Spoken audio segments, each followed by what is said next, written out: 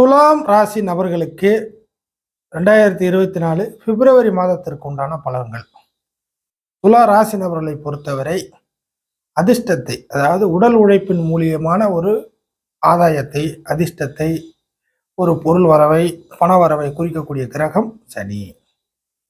சூரியன், துளாராசி நபர்களை பொறுத்தவரை சூரியன் லாபாதிபதி, ஒரு லாபத்தை கொடுப்பது. இன்னும் சொல்ல போனா லாபம் என்பது பணத்தை மையப்படுத்தி கூட நீங்கள் வச்சுக்கலாம். ஆனால் அதற்கு பதிலாக மரியாதை, கௌரவம், புகழ், அந்தஸ்து, ஒரு பொறுப்பு இதை கொடுத்துட்டு பணத்தை கொடுக்காத கிரகம் சூரியன் துலாத்தை பொறுத்த வரைக்கும். பொதுவாக துளாராசி நபர்களை ஏதாச்சும் ஒரு வேலையில் உட்கார வச்சுட்டு வேலையை மட்டும் வாங்கிட்டே இருப்பாங்க, பணத்தை கொடுக்க மாட்டாங்க. அதெல்லாம் சூரியன் வழிபட்ட ஆட்கள் அப்படி வேலை வாங்கிட்டு இருப்பாங்க துளாராசி நபர்களை பொறுத்தவரை. புரியுதுங்களா? ஸோ சனி தான் எப்போதுமே வேலை செஞ்சால் கூலி கொடுக்கக்கூடிய கிரகம் துளாராசி நபர்களை பொறுத்தவரைக்கும் சனி தான். அப்போ துளாராசி நபர்களை விட வலுவான நபர்களோ இல்லை முதலாளி வர்க்கமோ உங்களுக்கு ஏதாச்சும் மரியாதையை கொடுத்துட்டு ஒரு பொறுப்பை கொடுத்துட்டு உங்களை வேலை வாங்கிட்டு பணத்தை பிறகு பார்த்துக்கலாம் அப்படின்னு தள்ளி வைக்கக்கூடிய கிரகம் சூரியன். இப்போ அப்படிப்பட்ட சூரியன் சனி கூட கிரக யுத்தம் அப்படிங்கிற விஷயத்துல மாட்ட போகுது. சனியும் கொஞ்சம் பாதிக்கப்பட போகுது. இது மட்டும் இல்லாமல் துளாராசி நபர்களுக்கு செவ்வாய் நாளில் உச்சமாக போகிறது. மகர வீட்டில் பணத்திற்கும் அதே சமயம் பார்ட்னர்ஷிப்பை குறிக்கக்கூடிய கிரகமுமான செவ்வாய் துளாராசியிலேருந்து 4ஆம் இடமான மகர வீட்டில் உச்சம். கூடவே சுக்கிரன், அடுத்தது புதன், இந்த மாதிரியான காம்பினேஷன் இருக்கு. அப்போ துளாராசி நபர்களை பொறுத்தவரை இந்த காலகட்டத்தில் நிச்சயமாக செவ்வாயால் பண தேவை, ஒரிஜினலாக தனாதிபதியான செவ்வாய் பணத்தை அதிகமாக கொடுப்பதற்கு கடமைப்பட்ட கிரகம். அதே சமயம் 4ஆம் இடத்தில் செவ்வாய் வருகிறது.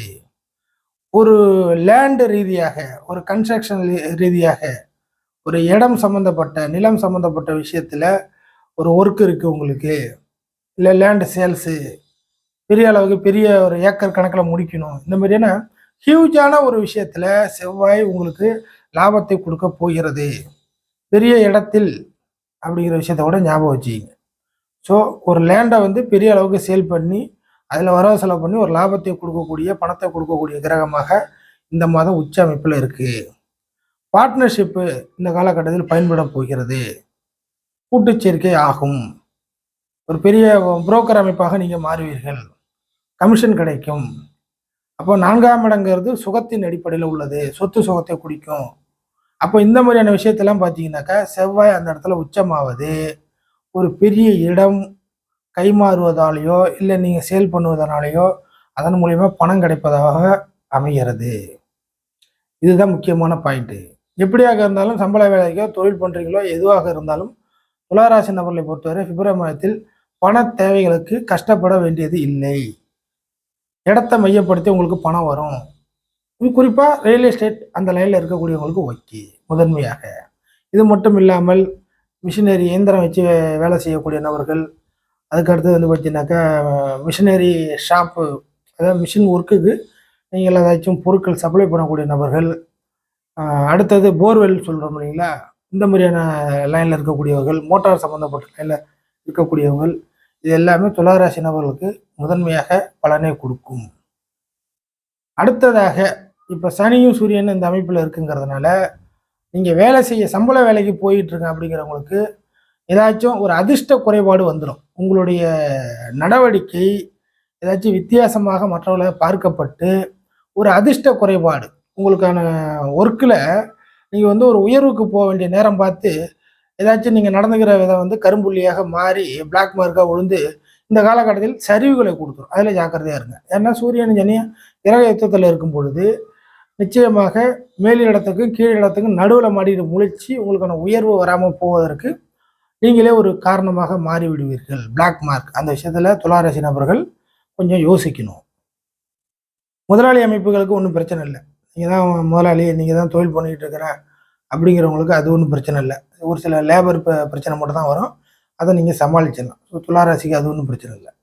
ஃபைனலாக சுக்கிரன் 4ஆம் இடத்தில் இருப்பதனால் இந்த காலகட்டத்தில் உங்கள் வாழ்வாதாரத்தில் ஒரு சொத்து, அசையா சொத்துக்களை வாங்கக்கூடிய ஒரு நேரம் காலகட்டமாக மாறும்.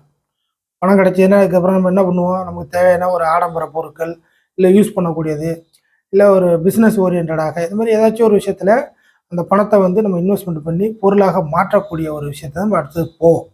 ஒரு பணம் கிடைக்குது, வர வேண்டிய காசு நின்று கிடைக்குது, ஒரு 1 லட்ச ரூபா 2 லட்ச ரூபா கிடைக்குதுன்னா கூட அந்த பணத்தை வச்சு ஒரு வாகனத்தை வாங்கி போடுவோம் அப்படிங்கிற மாதிரி தான். ஸோ இந்த காலகட்டத்தில் ஒரு சொத்து சேர்க்கைக்கும் ஒரு வழிவகை இருக்குது துளாராசி நபர்களை பொறுத்தவரை. பொதுவாகவே இந்த பிப்ரவரி மாதத்தில் துளாராசி நபர்கள் ஒன்றும் பாதகத்தெல்லாம் சந்திக்க மாட்டீங்க, நெருக்கடிகள் இருக்காது. அதே சமயம் உங்களுடைய வாய் வார்த்தைகள் பாகிஸ்தானாதிபதி உச்சமாக இருக்கிறதுனால் வாய் வார்த்தையில் தெரிப்பு, அதாவது பார்த்தீங்கன்னாக்கா உங்கள் வாய் வார்த்தையில் மற்றவங்க கொஞ்சம் கடினத்தன்மையை எதிர்பார்ப்பாங்க. வாய் வார்த்தை தெரிக்கும் அப்படிங்கிறது மைண்டில் வச்சுக்கிங்க. எதுக்காக அந்த விஷயத்த சொல்கிறேன்னா, அதிகமாக பேசி ரொம்ப ஹார்ஷாக பேசி ஒரு நெருப்புன்னா யாரும் பக்கத்தில் போக மாட்டாங்க. நெருப்பு சுடும், தள்ளியே இருப்போம் அப்படின்னு நினைப்போம் இல்லையா? அதே மாதிரி உங்களோட வாய் வார்த்தைகளும் கடுமையாக வந்து விழுந்துச்சுன்னா என்ன பண்ணுவாங்க? உங்கள் கூட ரொம்ப நெருங்கிலாம் யாரும் அந்த அளவுக்கு வர மாட்டாங்க. ஸோ அவர்களால் சில விஷயங்கள் உங்களுக்கு மைனஸாக விழுவுறதுக்கும் வாய்ப்பு இருக்குது. ஸோ நம்ம வாய் தான் எல்லாத்துக்கும் காரணம் அப்படிங்கிற மாதிரி ஆகிடும். அந்த விஷயத்த வந்து ஞாபகத்தில் வச்சுக்கணும்.